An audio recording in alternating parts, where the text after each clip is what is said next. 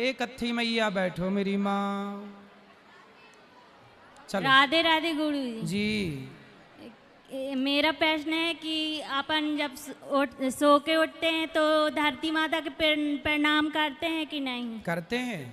जी करना चाहिए। आप करती हो कि नहीं? जी करते हैं, रोज नियम से करते तो हैं। प्रश्न क्या है? बहुत से लोग कहते हैं कि नहीं करना चाहिए। कौन बोलता है? कहते हैं कौन? कि जे नाटक करती, जे सब करती रहती। कौन ऐसा बोल रहा था? वहीं के लोग। कहाँ के लोग? दौनी के। तो आप सबको बताती क्यों हो कि हम धरती माता को प्रणाम करते हैं? मतलब प्रणाम करती हो तो सबको ढिंडोरा पीटती हो, सुनो सुनो हम प्रणाम करते हैं। अरे जब कहोगी सबको तो लोग तो कुछ कहेंगे, इसलिए कुछ लोग आए थे, वो देखे थे कि मैं पैर पड़ रही तो वो कहने लगे जे क्या कर रही हूँ। उन लोगों को पता नहीं होगा ना कि धरती हमारी माता है। जी धरती में पांव रखने के पहले सवेरे नित्य हमें पृथ्वी हमारी माता है, तो पहले माता को प्रणाम करके फिर चरण रखना चाहिए, यही धर्म है। जी राधे राधे गुरु। कल कथा का समय 3 बजे से ही रहेगा। बैठो बोलो। राधे राधे गुरुजी। जी मेरा प्रश्न ये है कि इस जन्म में भगवत प्राप्ति कैसे करेंगे? कथा सुनो, सत्संग करो, अपने आप भगवत प्राप्ति हो जाएगी, सत्संग से ही होगी। और एक और प्रश्न ये है कि जब भी हम कोई भागवत मतलब ग्रंथ पढ़ते हैं तो कोई घर का कोई काम बोलता है तो हमें काम सुनने जाना चाहिए कि ग्रंथ पढ़ना चाहिए? काम भी करो बेटा, काम जरूरी है, काम के बाद समय बचे तो सब करो। जैसे फॉर एग्जाम्पल हम लोग रामायण पढ़ रहे हैं, ठीक है, और कोई हम लोग को काम बोल दिया। कौन? जैसे माता के पिता, दादाजी बोल दिया, दादी बोल दी। चलो हम दादी दादा की बात तो माननी चाहिए, बूढ़े हैं तो मानते हैं बात, लेकिन क्या हमें रामायण के बीच में उठ के जाना चाहिए? हाँ, रामायण को वहां छोड़ दो और जाओ काम करो, फिर आके वहीं से पढ़ने लग जाओ, कोई दोष नहीं होता। गुरुजी के चरणों में कोटि कोटि प्रणाम। जी गुरुवर, मैं आदरणीय गुड्डू भैया का छोटा भाई भी हूँ, लेखन में रुचि रखता हूँ। आपके परोपकारी व्यक्तित्व पर छोटी सी कविता लिखी है, श्री चरणों में अर्पित करना चाहूँ। जी। तो गुरुवर, मैं समझता हूँ कि जननी और जन्मभूमि के वात्सल्य के समक्ष व्यक्ति सदैव बालक ही रहता है, इसलिए आपसे अग्रिम क्षमा मांगते हुए कविता में बालक संबोधन रखा। हाँ हाँ बिल्कुल, हम आप सबके बालक ही हैं। लिखा है, कितनी माएँ भूखी सोईं, कितनी रातें रोती सोईं, जब आशाओं का नाम न था और अंधकारमय भविष्य सारा। उन दुर्दिन का करने दूरतम, अंधकार में सूर्य सम, ग्राम रेवझा से एक बालक आया। बालक ऐसा मानो उनका ही बालक हो, बालक ऐसा जैसा किसी कथा का नायक हो, बालक ऐसा कि परम सेवी पर अहंकार का लेश नहीं, परहित जीवन कर स्वयं कहे मैं विशेष नहीं। बालक ऐसा कि तन को जोड़ा धर्म से, धन को जोड़ा धर्म से, बालक जिसने कि तन जोड़ा सत्कर्म से। गुरुवर, जिनके पास न केवल प्रश्नों का हल है, बल्कि जिनका हर बोल इंस्टा पर वायरल है। प्रणय अर्थात प्रेम। गुरुवर, आपके इस मिट्टी से प्रेम के चलते आज यह पुण्यमयी कथा यहाँ हो रही है। तो लिखा, मातृभूमि से ऐसा प्रणय कि जन्म धरा आज पुण्य धरा, हरि कथा के ऐसे मीठे बोल जिसने भी सुना हर जीव तरा। वाह सुंदर। अंत में उन वृद्ध माओं की ओर से लिखा है, बीत गई अंधियारी रात, जीवन में आया नव प्रभात। बीत गई अंधियारी रात, जीवन में आया नव प्रभात। अंतिम पंक्तियां गुरुवर, कल अश्रुपूर्ण थी जो आंखें, वो आज खुशी से हंसती हैं। रेवझा का वह नन्हा बालक आज देश की नामी हस्ती है। रेवझा का वह नन्हा बालक आज देश की नाम है। हम आप सबके बालक ही हैं, अपना बेटा अपना भाई ही मानो बस। सब लोग अपना बेटा और अपना भाई, अपना मित्र। हेलो गुरुजी, राधे राधे। जी मैया। आप 2018 से आप हमारे यहाँ नहीं आए। आपके यहाँ कथा की थी ना हमने? हाँ 2018 में। 18 में की थी। हाँ तो आप, हम सोच रहे कि आप उसके बाद हम नहीं आए घर आपके? नहीं आए। चलो अब आएंगे। हम सोच रहे कि आपके चरण हमारे यहाँ पढ़ने चाहिए। बिल्कुल। हाँ। और भैया लोग अच्छे हैं? आओगे आप? आएंगे मैया, आएंगे। हाँ दोनों ठीक हैं। एक आया था पप्पू, जी मिला। बहू आई थी, अब कल राहुल आएगा, बहू आएगी। बिल्कुल बिल्कुल स्वागत है। आपको आना है। आएंगे हाँ, सीताराम। जरूर। राधे सीताराम राधे। सीताराम। और किसका प्रश्न है? राधे राधे गुरुजी। हाँ जी। गुरुजी मेरा ये सवाल है कि लड़कों को कान नहीं छिदाने चाहिए या छिदाने चाहिए? कर्णवेद संस्कार के अनुसार काफ़ी सारे मिथक हैं आज के दौर में, कौन सा छिदाएं कौन सा नहीं छिदाएं, कब छिदाना चाहते हैं, इसके बारे में आप बताइए। मैंने भी अभी अक्षय तृतीया में दोनों कान छिदवाए हैं। कोई मिथक नहीं है। कान छिदवाना कर्ण भेदन 16 संस्कारों में एक संस्कार कर्ण भेदन संस्कार है। देखो हमारे भी कर्ण भेदन संस्कार हुआ, हमने भी 2 कान छिदाए, दोनों 1 2 3 4 ऐसे। तो कान छिदाना अच्छा है, ये संस्कार है। हमने 16 संस्कारों में सारे संस्कार करने चाहिए। कर्ण भेदन संस्कार है, सब पुरुषों को भी कान छिदाना चाहिए। राधे राधे गुरुजी। जी सब बैठो। राधे राधे महाराज जी। जी भैया। मैं आपका अन्नू से अनिल, अनिल से अनुरुद्धाचार और फिर डॉक्टर अनुरुद्धाचार तक का सफर का मैं गवाह हूँ। बिल्कुल बिल्कुल। और सामाजिक और राजनीतिक जीवन में बहुत सारे ऐसे लोग हैं जो अहंकार के मद में डूबे हुए हैं। जी तो क्या अपने शास्त्रों में ऐसा कुछ विधान है कि वो अहंकार की समय सीमा क्या है? अहंकार का एक ही दंड है, नाश। जिसने अभिमान किया उसका नाश हुआ, पतन हुआ। इसलिए बिंदास जीवन, कल मैंने कथा में बताया कि ज्यादा घमंड जिसे आए 50 रुपया का घड़ा खरीद के गिफ्ट कर दो। बताओ उसको कि पागल घमंड किस बात का, एक दिन तेरी राख इस 50 रुपए के घड़े में समा जाएगी। हम सबको एक दिन राख बन के उड़ जाना है। जब राख बन के उड़ना है तो बताओ घमंड किस बात का। ये हमारे नीलू भैया हैं, नीलू वाजपेयी जी, पौड़ा में इनकी मेडिकल की दुकान है। इन्होंने, ये वो भैया हैं जब इनकी दुकान थी और मैं यहाँ गांव में जब गैया चराता था तो गैया चरा के समय मिलता तो मैं इनकी दुकान के बाहर जाके बैठा करता था। ये हमारा परम सौभाग्य है। तब भी ये थे और आज भी ये हैं। तब भी उन्होंने मुझे देखा, तब भी मैं घमंड में कभी नहीं रहा। आज भी मैं आप सबका दास बन के ही रहता हूँ। घमंड किस बात का करूँ? इसलिए किसी को घमंड नहीं करना चाहिए। मैं वही कह रहा था महाराज जी कि आप अपने आप को ऐसा कैसे मेंटेन कर पाते हैं? मैं बोला जैसे जब आप अन्नू थे, जब भी मैंने आपको देखा, अनिल हुए जब भी मैंने आपको देखा, और अनुरुद्धाचार्य भी मैंने आपको देखा। और वही जो अन्नू के समय पे आपकी कार्य प्रणाली थी, मैं देख रहा हूँ किसी को आप भौजी कह के बुलाते हैं, किसी को मौसी, किसी को चाची, किसी को मम्मा, किसी को माई। मतलब ऐसा क्या है कि आपके जो ये लक्षण है हम लोगों के अंदर आए और अहंकार हमको दूर दूर तक न छुए?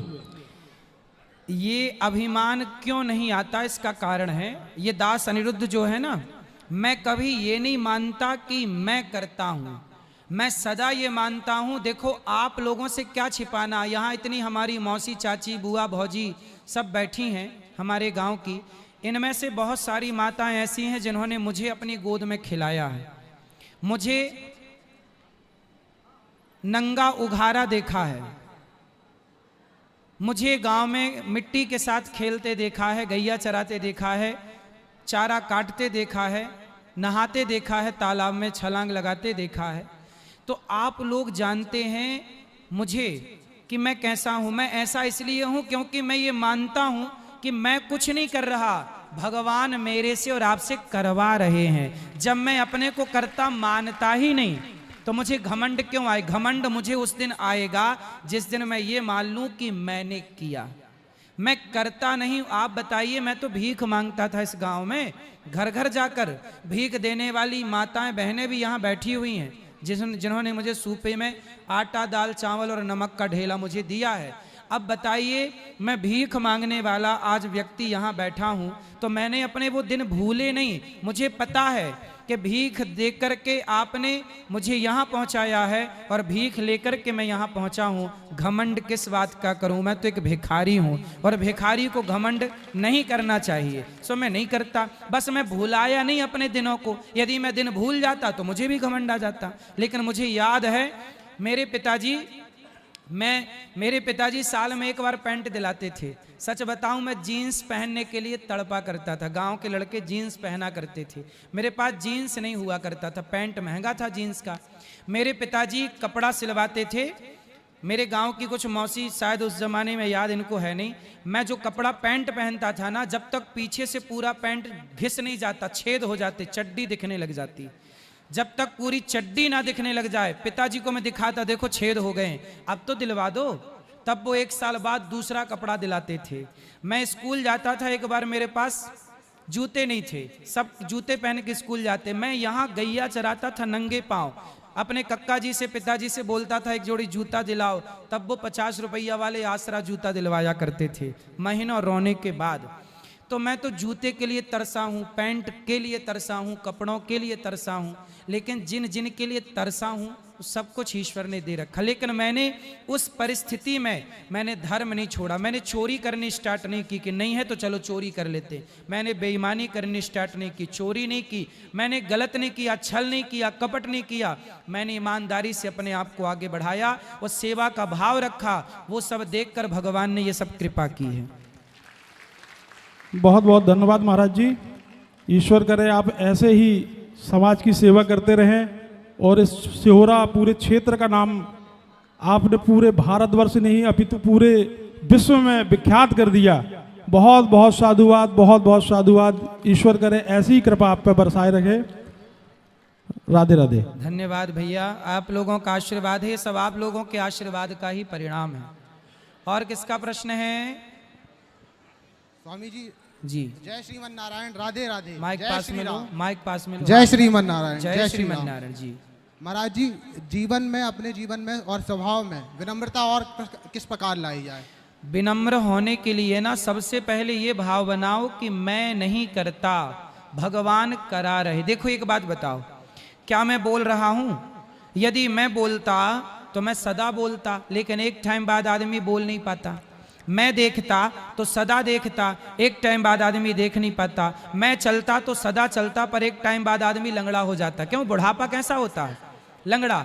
मैं चलता तो सदा चलता, मैं देखता तो सदा देखता, लेकिन मैं यदि चल रहा हूं, देख रहा हूं, बोल रहा हूं, तो ये मेरा बल नहीं है। ये मान लो, मैंने ये जान लिया और मान लिया कि मेरे बल से मैं नहीं कर रहा हूं, भगवान का बल है, वरना मेरे आपके बल से कुछ नहीं होना। उस दिन इतना तूफान आया था यहाँ पर, टेंट वाला भैया बोल रहा था कि टेंट तो मेरा इतना तूफान सहने योग्य नहीं होता, लेकिन ये तूफान, इतनी बारिश में टेंट झूम रहा था। किसने थाम रखा था? कोई शक्ति थी ना, जिस परमात्मा ने इसको थाम रखा था। ईश्वर परीक्षा तो लेते हैं, लेकिन कहीं ना कहीं वो हम पर कृपा तो बनाए हैं ना। इसलिए ये सारा आयोजन हो रहा है। इतना बड़ा गांव, इतने से गांव में इतना बड़ा आयोजन हो रहा है, ये किसी व्यक्ति की शक्ति नहीं, ये भगवान की कृपा है, उसकी शक्ति है। ये मानो इस बात को। तो मैं इस बात को मानता हूं कि उन्हीं से होता, तो मैं नम्र तो इसीलिए रहूंगा। यदि मैं मान लूं कि मैं करता हूं तो मुझे आज घमंड आ जाए। महाराज जी, मैं 10 महाविद्याओं में तीसरी महाविद्या श्री विद्या के बारे में आपसे कुछ सुनना चाहता हूँ। बताओ। आपसे कुछ जानकारी लेना चाहता हूँ। श्री विद्या की उपासना होती है, उसके मंत्र होते हैं, फिर अपनी भगवती को प्रसन्न करने के अर्चन होते हैं। अलग अलग अलग विधि है ना। तो श्री यंत्र होते हैं, श्री यंत्र की उपासना होती है, तो वो मंत्र गुप्त होते हैं और वो विधा गुप्त होती है। महाराज जी, आपसे उसकी दीक्षा मिल सकती है? श्री यंत्र की, श्री विद्या की दीक्षा ना जो श्री विद्या का उपासक है उसी से लेनी चाहिए। मैं श्री विद्या का एक्चुअली उपासक हूं नहीं। मैंने श्री विद्या की दीक्षा ली है, मैंने तो ली है, लेकिन मैंने ली है और चूंकि वो विद्या जो उसका पुजारी है वो दे तो ज्यादा फलीभूत। जगत गुरु शंकराचार्य जी से ली जा सकती है? हाँ, ली जा सकती है। धन्यवाद जी, कोटि कोटि नमन जी। जी, जय श्री राधे। जय श्री राधे। जय मारुति नंदन। जय मारुति नंदन। महाराज जी, प्रश्न तो ऐसे है नहीं, थोड़ा सा अंदर के विकार बना है। बताइए। विश्वास, श्रद्धा, आस्था, इनमें अंतर। एक प्रश्न। दूसरा प्रश्न, आपने कथा तो ये 1 हफ्ते 9 दिन की यहाँ रखी, 7 दिन की। 7 दिन की, पर हाँ, 9 दिन मान के चल रहे हैं इसमें। जी। बोहरीवन विधानसभा के लोग भरोसा मान के, विश्वास मान के गुड्डू भैया को वोट दिए और 3 माह से विधानसभा छोड़े बैठे हैं जी। जो भरोसे और विश्वास में जो विधायक बनाए हैं, अब उनका क्या होगा, हमारे विधायक का हो जाए जो 3 माह से यहाँ सेवा दे रहे हैं, उनके बारे में भी बताएं आप थोड़ा सा। तो हमारे गुड्डू भैया की मेहनत जो है उन्हीं के कारण यहाँ ये सब आयोजन हो रहा है। तो इसका फल वहाँ की जनता से मैं प्रार्थना करूँगा कि इस क्षेत्र में यदि ये भागवत हो रही है तो हमारे भैया गुड्डू भैया के कारण, इसलिए जनता खूब आशीर्वाद दे ऐसे विधायक को। जी जी जी, बहुत बहुत धन्यवाद। अब विश्वास, आस्था और श्रद्धा। देखिए, विश्वास, मंत्र जाप मम दृढ़ विश्वासा, ईश्वर पर विश्वास हो, ठीक है, और आस्था हमारी भगवान पर हो और श्रद्धा अपने काम पर हो। जो भी हम काम करें उसे बड़ी श्रद्धा से करें, मतलब श्रद्धा मीन्स बड़ी लगन से करें। तो हम जो भी काम करें बड़ी श्रद्धा, जैसे ये दास अनिरुद्ध, मैं अब जो काम करता हूँ, गैया चराता था तो मैं बड़ी श्रद्धा से गैया चराता था, भागवत सुनाता हूँ बड़ी श्रद्धा से भागवत सुनाता हूँ, प्रश्नोत्तरी करता हूँ बड़ी श्रद्धा से करता हूँ, क्योंकि मुझे लगता है कि मेरा ईमानदारी से किया गया कर्म ही मेरी भक्ति है, मेरी पूजा है। तो ये 3 अंतर हैं। और किसका प्रश्न है? अच्छा, राधे राधे गुरुजी। थोड़ा आगे आ जाओ, हवा बस। राधे राधे गुरुजी जी। मेरा प्रश्न ये है कि सहयोग बड़ा है या कर्म फल बड़ा है कोई भी लक्ष्य को पाने के लिए? देखो, सहयोग तो जरूरी है। आपके पिता ने आपका सहयोग किया पढ़ाई में, जब पढ़ाई में सहयोग नहीं करते तो आप पढ़ती कैसे? तो माँ का सहयोग मिला कि आप तो जब पैदा हुई थी छोटी सी थी, आपको कपड़े भी आपकी माँ ने पहनाया, तो सहयोग तो मिला ना माँ का। संयोग मींस कोइंसिडेंस, मतलब कोई चीज कोइंसिडेंस, संयोग। हाँ जी। अच्छा, आपने संयोग बोला, मुझे सहयोग समझ में आया। संयोग, अच्छा, संयोग और दूसरा कर्म फल। कर्म।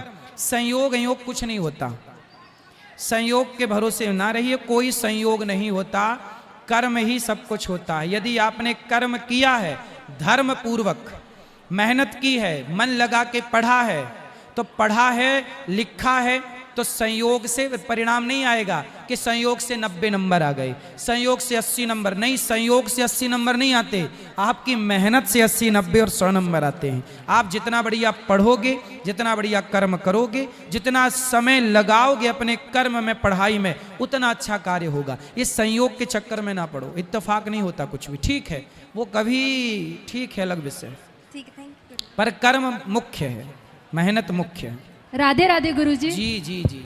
मेरा आपसे पहला प्रश्न ये है कि जैसे कुछ रिलेटिव या बाहर वाले हम कुछ भी करें तो उसमें इतनी गलतियां निकालते हैं या गलत बोलते हैं, बुरा बोलते हैं, और अगर मैं जवाब दूं तो मुझे बोलते हैं लड़ने पर रहती हूं मैं, तो मुझे जवाब देना चाहिए या नहीं?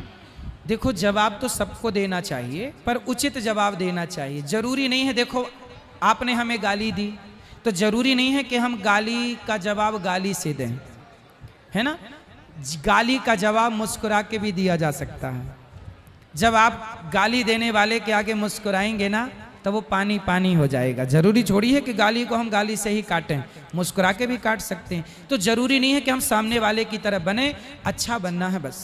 नहीं, अगर मम्मी पापा पे बात आती है तो अच्छा नहीं लगता। कौन? ऐसी पूरी बात बताओ, खुल के बताओ, फिर बात क्या है। जैसे कोई कार्यक्रम किया हमने घर में या कुछ, तो सब कुछ अच्छा करने की कोशिश करते हैं कि हाँ सब कुछ अच्छे चीज़ से हो, अच्छे से हो, उनका भी ध्यान रखा जाता है। ऐसा नहीं कि उन पर ध्यान नहीं, कि हाँ उनको भी बुरा नहीं लगे, पर उसके बाद भी वो मम्मी को बोलेंगे कि नहीं ये ऐसा हो जाता, नहीं ये ऐसा हो जाता, इसमें कमी रह गई, तो अच्छा नहीं लगता। देखो, कमियां तो हजार लोग, यहाँ कथा चल रही है इसमें भी लोग कमियां निकाल रहे हैं। तो कमियां किसकी नहीं निकाली गई? सीता माँ की कमियां निकाली गई, राम की कमियां निकाली गई, हमारी निकाली जाएंगी, आपकी निकाली जाएंगी। इसलिए हमें उन लोगों को देखना ही नहीं है। हाँ, हमें पता चल जाए कि हमारी ये कमी है तो हम अपनी कमी ठीक कर ले। निंदक नियरे राखिए, आंगन कुटी छवाए, बिन साबुन पानी बिन निर्मल करत स्वभाव। मेरी कोई कमी है तो आप बताइए, मैं उसे सुधारूंगा, लेकिन आपकी कोई कमी बताए तो बुरा ना मानिए, कमी को ठीक करिए। तो अच्छा है ना, कोई आपकी कमी बता रहा है, सुधारने का मौका दे रहा है, सुधरने का अवसर मिले तो सुधर जाओ। जी, मेरा दूसरा प्रश्न ये है कि जैसे मेरे दोस्त लोग भी हैं, मैं कभी उम्मीद नहीं रखती कि जितना मैं उनके लिए करूं या फिर मैं उनके लिए हमेशा खड़ी रहूं। जैसे कोई भी उनको काम हो या ज़रूरत हो तो मैं हमेशा खड़ी रहती हूँ, पर अगर मुझे ज़रूरत रहती है तो वो कभी खड़े नहीं रहते। मैं उम्मीद नहीं रखती पर फिर भी उम्मीद रहती है कि हाँ कोई तो बात उम्मीद नहीं। ना रखे। देखो ये तो अपनी अपनी ईमानदारी है कि हमें सबके साथ खड़ा होना चाहिए, लेकिन आप व्यक्ति पे भरोसा ना करो, भगवान के भरोसे रहो, फिर सब आपके साथ खड़े होंगे। चलो जी, राधे राधे। छोरा को बात करो, किसका प्रश्न है? आओ आओ करो। हाँ मैया, पीली मैया से भी बात करेंगे, अभी ये भैया से भी बात करेंगे, सबसे। राधे राधे गुरुजी। सब्र रखो जी। गुरुजी मैं अपने घर में कितना भी अच्छा काम करूं, कितना भी अच्छा करूं, लेकिन मेरे पतिदेव को कभी कभी मेरे काम पसंद नहीं आते और वो कह देते नहीं ऐसा नहीं ऐसा होना चाहिए। हम दोनों में हमेशा ऐसा ही होता है। वो तो जैसा कहते, पति तुमने- कहें, जैसा पति कहें कभी वैसा कर लो, कभी तो मान लिया करो पति की नहीं, भी मैं बात। हमेशा उनकी बात मानती हूँ, लेकिन मैं ये चाहती हूँ कि वो मेरी बात कैसे माने। अच्छा, वो मेरी बात पति नहीं मानते। देखो यही झगड़ा है। पति चाहता है कि आप उसकी बात माने, आप चाहती हैं कि वो आपकी बात माने। एक को सरेंडर करना पड़ेगा। जब एक सरेंडर कर देगा तो अपने आप गृहस्थी मस्त हो जाएगी। भैया चलो तुम्हारी बात मान के चलते हैं जी। तो आप ना कभी उनको लाते तो मैं समझाता, कभी उनकी आप मानो, कभी जी आपकी गुरुजी, वो अभी मानो। ऐसा ही चल रहा है और आगे भी तो चलाऊंगी। आपकी क्या बात नहीं मानते वो? जैसे कुछ भी मैंने काम किया, उन्होंने कहा तुमने ऐसा क्यों किया, ये ऐसा नहीं करना था, इसको ऐसा करना था, तुम ये यहाँ से नहीं जाना था तुमको और तुम यहीं से गई हो।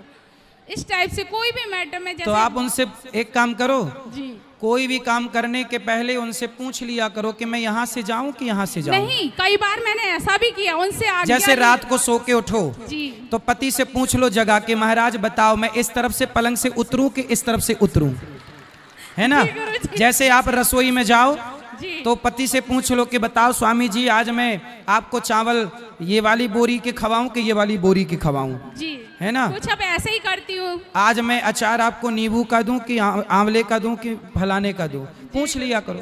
जी, आप उनसे पूछ लिया करो कि आज मैं ये वाली साड़ी पहनूं कि ये वाली पहनूं। ज्यादा पूछा करो, पूछ लें इतना पूछ लो कि वो परेशान हो जाए, फिर वो कहेगा अच्छा मत पूछ चल कर। ठीक है, राधे राधे गुरुजी। हाँ प्रणाम गुरुजी। जी, गुरुजी मेरा ये प्रश्न है कि लेडीज़ों को हनुमान जी से पूजा क्यों नहीं करनी चाहिए? करनी चाहिए। कौन बोला नहीं करनी चाहिए? मतलब मेरे जो गुरुजी हैं वो बोलते हैं कि नहीं करनी चाहिए। तो कैसी पूजा करना है आपको?